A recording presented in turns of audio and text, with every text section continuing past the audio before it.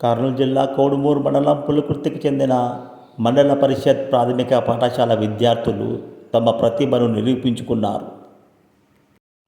ఒకరు కాదు, ఇద్దరు కాదు, ఏకంగా 6 విద్యార్థులు మహాత్మా జ్యోతిరావు పూలే ఏపీ వెల్ఫేర్ గురుకుల పాఠశాలలో సీట్లు పొంది తమ ప్రతిభను చాటారు. పాఠశాలలో 4వ తరగతి చదివిన మనుతేజ్, సుమశ్రీ, ఫరీదా బేగం, లిఖిత, పావని, పల్లవిలు గురుకుల పోటీ పరీక్షలలో విజయకేతనం ఎగురవేశారు.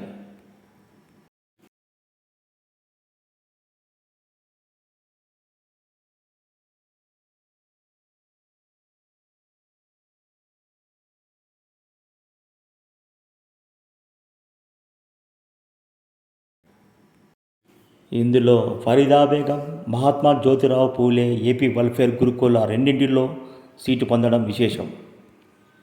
ఫ్యాక్షన్ గ్రామంగా పేరు పొందిన పులుకుర్తి ప్రాథమిక పాఠశాలలో విద్యార్థులను గురుకుల పోటీ పరీక్షలకు సన్నద్ధం చేయడమే కాక విజయం సాధింపచేసిన క్లాస్ టీచర్ జ్యోతిని, హెడ్ మాస్టర్ శోభా విలియంను గ్రామస్తులు కొనియాడారు.